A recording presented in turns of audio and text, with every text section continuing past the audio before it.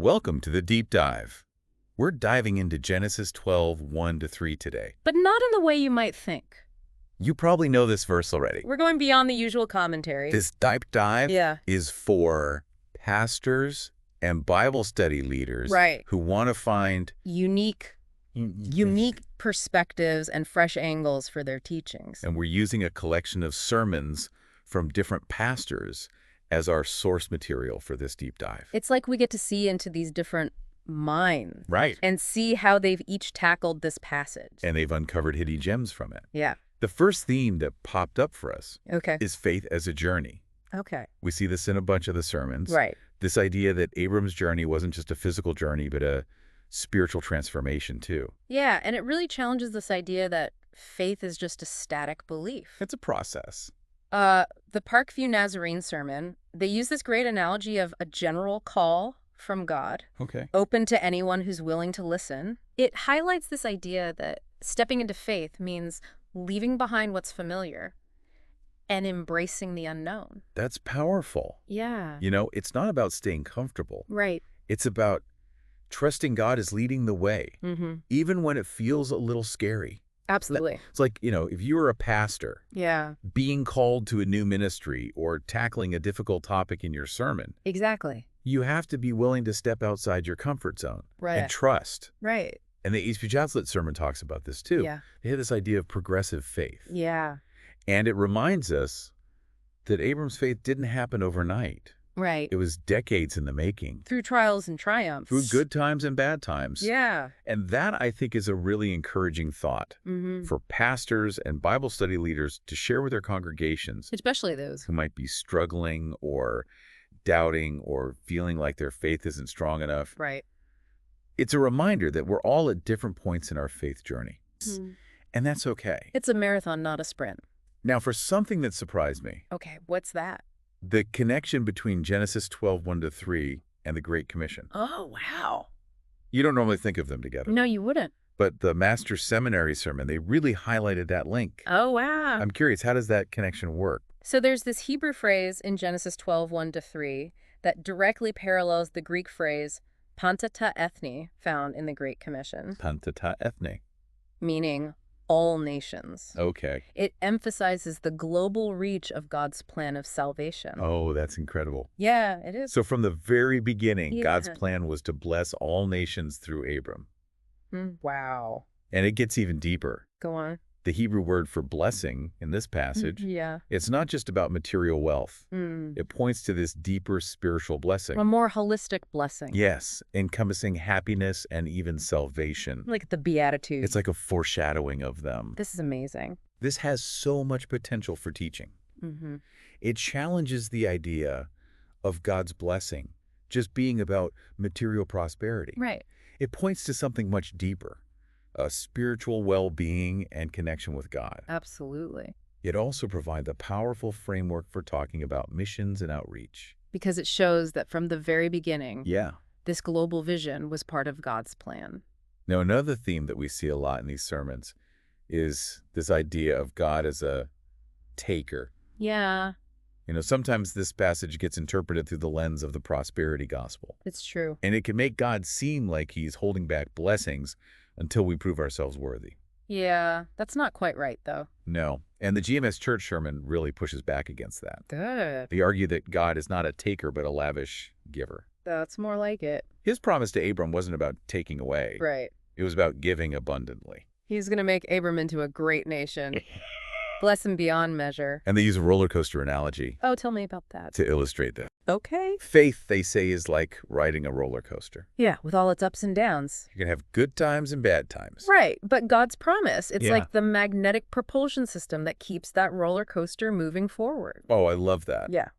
Even when it feels like you've lost momentum, Right. God Yeah. is still there, pushing you forward. That's a great image. That is a great image. Yeah. So how do you think this challenges the whole prosperity gospel narrative? Well, it reminds us that blessing isn't about material wealth. Right. It's about trusting in God's promises. Even when things are tough, Even when life throws you a curveball. it's about that unshakable faith. Right. And understanding that true blessing Yeah. It lies in a relationship with God, Not in your bank account. not in material possessions. That roller coaster analogy is a Yeah. great one to have in your back pocket, Yeah, I like that one. especially when you're talking about the prosperity gospel. It's a good way to flip the script and remind people what true blessing is about. And that sometimes you just have to hold on. You gotta hold on tight. Yeah. And another theme that we saw was this idea of foreshadowing Christ in the Abrahamic covenant. Oh, interesting. The Solid Rock Community Sermon talked about this. Okay. They focused on the sevenfold promise to Abram. Yeah, in Hebrew thought, Yeah. the number 7 represents completeness. Perfection. Yeah. And the 7th promise is that all nations will be blessed through Abram.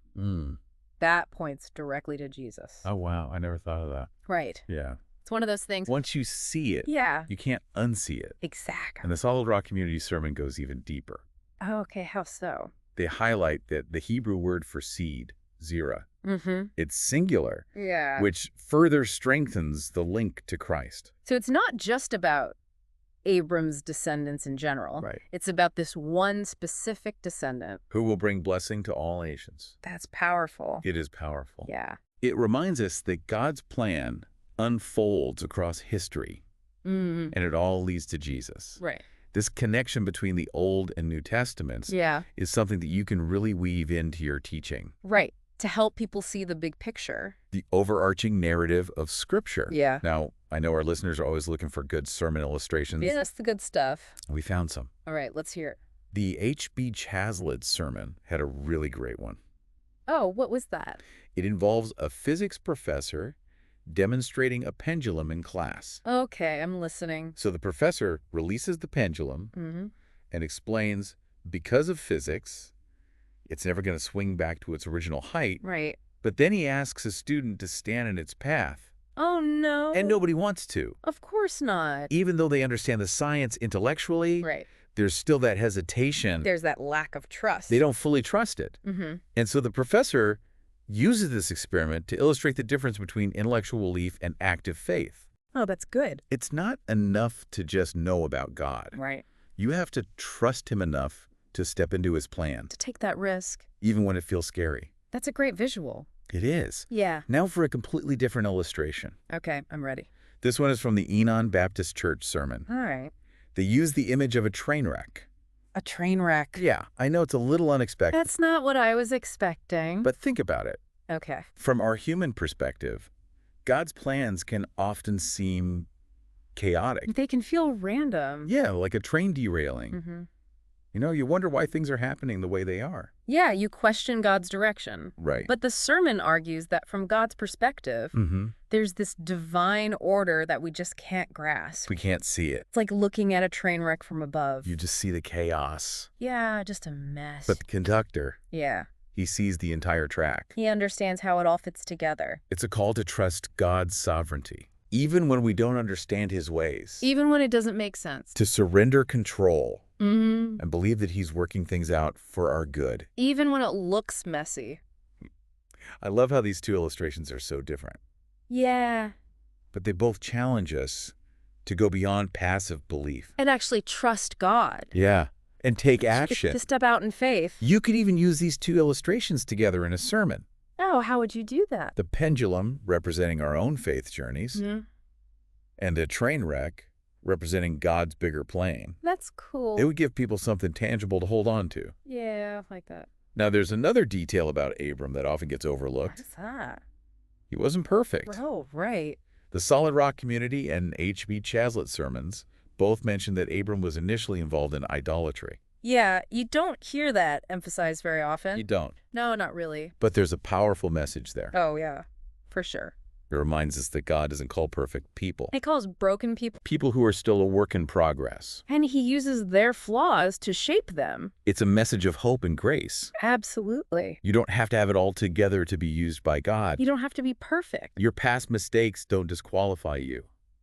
And in fact, they might even make you more relatable. To other people who are struggling. Yeah, because we've all been there. This could be really encouraging to people in your congregation. Yeah, Yeah. especially for those who are feeling ashamed or unworthy. It's a reminder that God sees our potential. Even when we don't. And this brings up another theme that came up in these sermons. What's that? Leaving something behind to embrace something new. Oh, yeah. The New Hope Church sermon really honed in on that. Tell me about that. They talked about Abram's journey as a metaphor for the Christian life. Okay.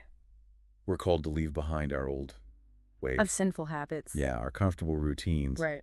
And embrace the unknown. Trusting that God will lead us to something better. That's a powerful message. It- But it's not always easy. No, it takes a lot of faith and courage. The New Hope Church sermon uses the analogy of a GPS system. Oh, that's a good one. You know, we might not know the exact destination, Right. but we trust that God, our divine GPS, is guiding us. Every step of the way. We've all experienced that, We bet. following directions. Even when we don't know where we're going. Exactly. And it's a great way to think about letting go. Yeah. We all have things we need to leave behind. It could be a relationship, Yeah. an addiction, A bad habit. a mindset that's holding us back. Anything Yeah. that's hindering our growth. How do you think pastors and Bible study leaders can help their listeners identify those things? That's a good question. Yeah. I think creating a space for people to share their experiences and support each other would be really helpful. Like a group discussion Yeah, where exactly. people can be honest and vulnerable. And encourage each other. Yeah. Maybe challenge them to take small steps of faith each day. Little by little. Right, moving away from the things that are holding them back. It's not about overnight transformation. It's about making progress. Trusting God is leading the way. Absolutely. You know, as you're listening to this, Yeah. you might be thinking about the things in your own life that you need to leave behind. It can be uncomfortable. It can be. But remember, God isn't calling you to stay stuck. He's calling you forward To something greater. into something new. That's a message worth clinging to. It is. Yeah. And now on to another theme, What's next? trusting in God's timing. Ooh, that's a big one. It is. We all struggle with that. We We do. want things to happen on our schedule. Right. But God's timing is often different. The SCN Live sermon talks about this, Okay. using Abram and Sarai's story Yeah. to illustrate the challenges of waiting on God's promises. Yeah, they waited decades for a child. They did. They- Decades. And it wasn't easy. No, it wasn't. They faced doubt and fear. And they were even tempted to take matters into their own hands. But they had to learn to surrender Yeah. their own desires Their own timelines. to God's plan. Trusting that he knew what was best. It's hard to do It is. when you're in the middle of waiting. Yeah, it's easy to get impatient. You get discouraged. But the SCN Live sermon emphasizes focusing on God's character, Mm. his faithfulness, his goodness, his sovereignty. Yeah. When we remember who God is, Mm. it becomes easier to trust his plan, Even when we don't understand it. even when it doesn't make sense. So instead of focusing on the when, Yeah, we need to focus on the who. that's right. God is working, He is. even when we don't see it. And waiting on him is Yeah. never wasted time. It's an opportunity for growth, For refinement. for our faith to deepen. And when we finally see God's plan unfold, Yeah. we realize that his timing was perfect all along. If you're in a season of waiting right now, Yeah.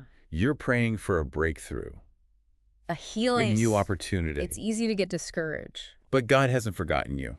He sees you. He hears your prayers. He's working behind the scenes. Trust his timing. Trust his heart. He is faithful, He is. and he will not disappoint. Yeah, he won't. Now, this is amazing. Right. Several of the sermons we looked at pointed out that Abram wasn't perfect. Oh, right. Yeah, like the Solid Rock Community and H.P. Chaslet sermons both mentioned that Abram was initially involved in idolatry. Yeah, you don't usually hear that in Sunday school. No, not really. Kind of glossed over. But it's actually a really powerful message Yeah, I think so too. because it reminds us that God doesn't call perfect people, He calls broken people flawed people. works in progress. And he uses those imperfections to shape us. Yeah, and mold us into who he wants us to be. It's such a message of hope It is. and grace. It really is. You know, you don't have to have it all together to be used by God. Your past doesn't define you. Your mistakes don't disqualify you. And in fact, they can make you more relatable. To other people who are going through similar things. Yeah, because we've all messed up. We've all been there. Exactly. So this could be a really encouraging message for your congregation, It could. especially for those who might be struggling with shame or feeling unworthy, Yeah, it reminds us that God sees our potential, even when we don't. even when we can't see it ourselves. That's good stuff. It is. And this brings up another theme we saw, Okay. this idea of leaving something behind Mm-hmm. to embrace something new. Oh, yeah. The New Hope Church sermon really focused on that. Yeah, tell me about that one. They talk about Abram's journey as this metaphor for the Christian life. Okay. We're all called to leave behind our old ways, Or sin. our bad habits, For a comfort zone. to embrace the unknown, To follow God into the unknown. and to trust that He's leading us to something better. That's powerful. It is, but it's not always easy to do. No, it's not easy. It takes a lot of faith and courage. Right. The New Hope Church sermon, they use this great analogy of a GPS system. Okay, I like that one. We might not know the exact destination, Right. We don't always know where we're going. but we trust that God, our divine GPS, is guiding us every step of the way. That's a good way to think about it. Yeah, we've all had that experience, right? Oh, yeah. Following directions. Even when you have no idea where you're going. Exactly. And I think that's a really helpful way to frame the challenge of letting go. Yeah, Because we all have things we need to let go of. a relationship, Mm-hmm. a bad habit, An addiction. a mindset that's holding us back, Whatever it is. that's hindering our growth. We got to let it go. So how do you think pastors and Bible study leaders can help people identify those things Ooh, that's a tough one. and then find the courage to let go? I think creating a safe space for people to share their experiences is really important. Like a support group, Yeah, like a group discussion where people can be honest and vulnerable. and feel supported? Yeah, and encourage each other. Maybe challenge them to take small steps of faith every day? Little by little. Yeah, gradually moving away from those things that are holding them back. It's a process. It's not about overnight change. No. It's about consistent progress. Yeah. And trusting that God is leading the way. Yeah. And, as you're listening to this, you might be thinking about those things in your own life that you need to leave behind. Yeah. It can be uncomfortable to think about. It can be. But God doesn't want you to stay stuck He's calling you forward into something better. into something new. And that's a hopeful message. It is. Yeah. Now, and another theme that we saw in these sermons Okay. was this idea of divine protection. Oh, yeah, that's a good one. The Enon Baptist Church sermon really emphasized that. Yeah, they pointed out that God doesn't just call Abram. Yeah. Promises to protect him. Yeah, and that protection goes beyond just physical safety. Absolutely. It includes spiritual and emotional well-being, too. It's this holistic protection. Yeah, it covers every aspect of his life. And this is such a powerful message for people, especially in a world that can feel so uncertain and dangerous. Yeah, people are looking for security. They want to know they're not alone. And this message of divine protection offers that comfort. Yeah, it's that hope. Yeah, that reassurance that God is with us. It reminds us that we have a God who's bigger than any problem we face. He's our refuge, Our strength, our protector. our ever-present help in times of trouble. And it's not just for us individually. Oh, It extends to our families, Our communities. our nations. So as a pastor or a Bible study leader, Yeah. how can you convey this truth to your congregation? In a way that's both comforting and empowering. I think sharing personal testimonies can be really impactful. Yeah, tell stories of people who've experienced God's protection. Make it real for them. Yeah, make it tangible. Another approach could be to challenge your listeners Mm-hmm. to think about areas in their own lives where they need to invite God's protection more intentionally. Okay, I like that. Maybe they're going through a health crisis, Yeah, a financial setback. a difficult relationship. Encourage them to acknowledge their need, And to invite God into those situations. even in the midst of the storm. Yeah, We can experience His peace and His strength when we lean on him, when we trust Him. when we ask for his protection. Yeah, and remember that Abram's story isn't just about him. Right. It's about us too. We're all on a journey. We all face challenges, We all need God's protection. and He's always there for us. Always. Now, as we wrap up this deep dive into Genesis 12, 1-3, Okay. I want to go back to something we talked about earlier, Okay, what's that? Abram's idolatry. Oh, right. Yeah, Yet it's often overlooked, it is. but I think it's a really important detail Yeah, why is that? because it offers this incredible message of hope, Okay. especially for those who are wrestling with their own imperfections. Yeah, we all have them. We do, And it's easy to feel like we're not good enough, to be used by God. right? Like our past mistakes disqualify us. But Abram's story reminds us that God doesn't call perfect people, He calls broken people. flawed people, People who are still a work in progress. and He uses those imperfections, Yeah. those past mistakes, Mhm. to shape us into the people He created us to be. His grace is bigger than our failures. His love is stronger than our shame. So much stronger. So if you're listening to this Yeah. and you're feeling discouraged by your past, Yeah. by the things you've done wrong, take heart from Abram's story. Yeah, don't give up. God can take the broken pieces of our lives and create something beautiful. He can. He sees the potential in each of us, He does. even when we can't see it ourselves. It's a good word. It is. Yeah. So as you go forth, Yeah. armed with these fresh insights from Genesis 12, 1-3, remember that you're not alone in this journey of ministry. We're in this together. We are. Yeah. We have a God who calls us Who protects us. and who transforms us, And he's using you, your unique voice, your experiences, even your imperfections. to reach others. So go out there and share his message Yeah. with confidence. With grace. And remember, Yeah. the God who called Abram is still calling today. He is. He's calling you. He's calling your congregation. He's calling the world. To himself. And that Yeah. is a truth worth celebrating. It is.